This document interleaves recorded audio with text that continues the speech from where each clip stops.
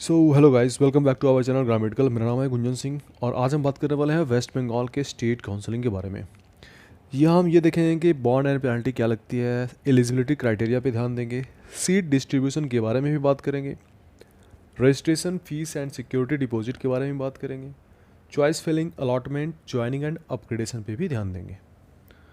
इससे पहले आपने अगर हमारे चैनल को अभी तक सब्सक्राइब नहीं किया है, चैनल को सब्सक्राइब कीजिए, लाइक कीजिए और शेयर कीजिए और बेल आइकन ज़रूर प्रेस करके रखिए ताकि जो भी वीडियो मैं अपडेट करूं, जो भी नोटिफिकेशन आता है तो मैं वीडियो के थ्रू आपके पास पहुंचाता हूं और आपकी काउंसलिंग से रिलेटेड सारी बात आपको मैं बताता हूं तो आपको वो बिल्कुल ऑन टाइम मिले और आप अपडेटेड रहो।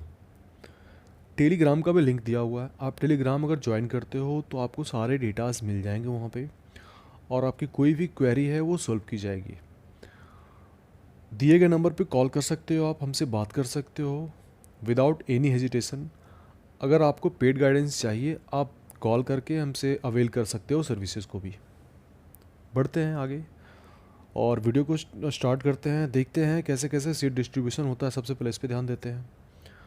तो 50% गवर्नमेंट सीट जो होती है वो स्टेट कोटा के अंडर आती है। दैट मीन्स कि 50% सीट वेस्ट बंगाल के स्टेट कोटा के अंडर में आएगी। 100% सीट प्राइवेट की जो होती है वो अंडर स्टेट कोटा के ही काउंसलिंग में आती है, वेस्ट बंगाल के अंडर में आएगी। ठीक है, देखते हैं कि एलिजिबिलिटी क्राइटेरिया यहाँ के लिए क्या है। कौन कौन स्टूडेंट जो हैं वो यहाँ के लिए गवर्नमेंट सीट के लिए अप्लाई कर सकते हैं। तो एमबीबीएस अगर आपने वेस्ट बंगाल से किया है, अगर आपने एमबीबीएस वेस्ट बंगाल से किया है तो आप गवर्नमेंट सीट के लिए बिल्कुल एलिजिबल होंगे। और अगर आपके रेसिडेंशियल भी है, आपने एमबीबीएस कहीं और से भी किया है और रेसिडेंशियल आपका वेस्ट बंगाल से है तो भी आप यहाँ की गवर्नमेंट सीट के लिए एलिजिबल होंगे। ठीक है, बढ़ते हैं आगे, देखते हैं यहाँ की फ़ीस क्या लगती है। Registration, security deposit and tuition fee क्या लगती है। रजिस्ट्रेशन फ़ी की बात करें तो गवर्नमेंट के लिए 3000 आपको पे करने पड़ते हैं रजिस्ट्रेशन फ़ी। ट्यूशन फ़ी की बात करें तो गवर्नमेंट इंस्टीट्यूट्स में 12,000 पर एनम लगती है। फर्स्ट ईयर में आपको एडिशनल चार्ज लगता है 6,000 का। ठीक है, पेनल्टी फॉर लिविंग सीट की बात करें तो 5 लाख आपको पेनल्टी लगती है और अगर आप कोर्स को डिसकंटिन्यू करते हो तो आपको 5 लाख पेनल्टी लगती है यहाँ पे। इसी तरह बॉन्ड एंड सर्विस को भी देखते हैं। तो डिग्री के लिए 3 इयर्स का बॉन्ड है, 30 लाख पेनल्टी है। डिप्लोमा के लिए 2 इयर्स एंड 20 लाख की पेनल्टी है। इसी तरह हाँ, एक केस इसमें ये है कि अगर आप डिग्री जो है, इफ़ डिग्री कैंडिडेट सर्व से bond of 1 year and discontinue the service bond with 2 more year to go to 20 lakh to be paid. That means कि 3 इयर्स की जो बॉन्ड है, अगर आपने 1 साल सर्विस किया है यहाँ पे और 2 साल आप डिसकंटिन्यू करना चाहते हो, 2 साल अभी बचे हुए हैं आप और आपने छोड़ना चाहते हो तो उन 2 साल के लिए आपको 20 लाख जो है पे करने पड़ेंगे।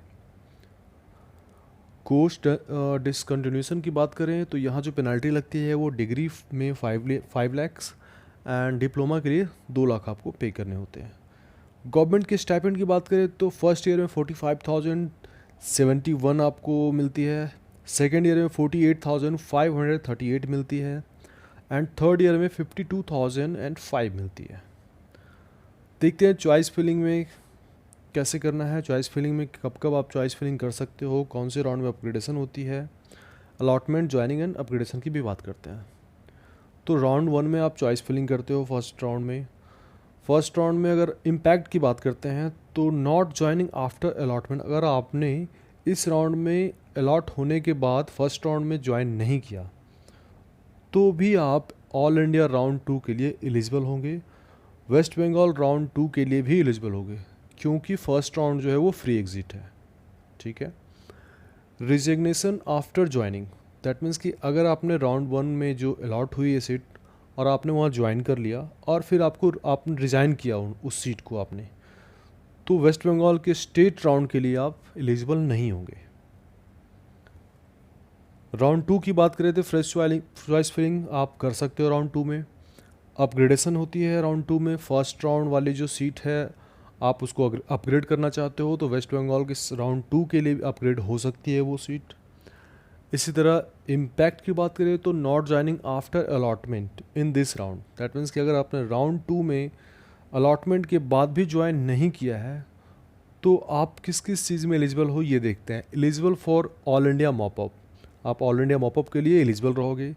Eligible for West Bengal mop up, आप वेस्ट बंगाल के लिए भी मॉपअप में बिल्कुल एलिजिबल रहोगे, लेकिन आपको सिक्योरिटी डिपॉजिट फॉरफिट हो जाएगी और रजिस्ट्रेशन फ़ीस जो है आपको रजिस्ट्रेशन फिर से करना होगा।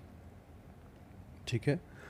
Resignation after joining, not eligible, अगर आपने रजिस्ट्रेशन आफ्टर ज्वाइनिंग किया है, रिजाइन किया है सीट को आपने राउंड 2 में, तो ऑल इंडिया मॉपअप के लिए आप एलिजिबल नहीं होंगे। वेस्ट बंगाल स्टेट के लिए भी आप एलिजिबल नहीं होंगे मॉपअप के लिए, और पेनल्टी भी लग सकती है। राउंड 3 की बात करें तो फ्रेश चॉइस फिलिंग जो है आप कर सकते हो। ठीक है। और if choice field and not allotted in mop up eligible for online stray vacancy, that means कि अगर आपने चॉइस फिलिंग मॉपअप में किया है तभी आप स्ट्री वैकेंसी में कर सकते हो। आपको अगर आपको नहीं मिलती है थर्ड राउंड में, मॉपअप राउंड में अगर सीट अलॉट नहीं होती है आफ्टर चॉइस फिलिंग, तब आप स्ट्री राउंड के लिए जा सकते हो। अपग्रेडेशन थर्ड राउंड में नहीं होती है। इम्पैक्ट की बात करें तो अगर आपने अलॉटमेंट के बाद ज्वाइनिंग नहीं किया है यहाँ पे, तो फिर आप वेस्ट बंगाल के स्ट्रे वैकेंसीज़ के लिए एलिजिबल नहीं होगे।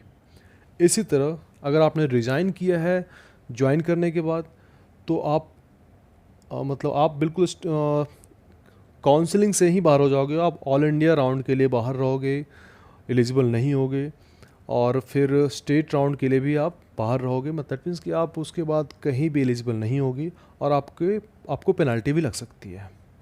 तो ये था हमारे चॉइस फिलिंग, कब कब कर सकते हो, क्या अलॉटमेंट थी है, क्या ज्वाइनिंग कब कर सकते हो, क्या अपग्रेडेशन की प्रोसेस है।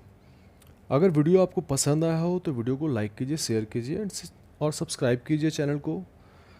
आप अवेल करिए हमारे सर्विसेज अवेल करने के लिए दिए गए नंबर पे कॉल कर सकते हैं, आप हमसे बात कर सकते हैं।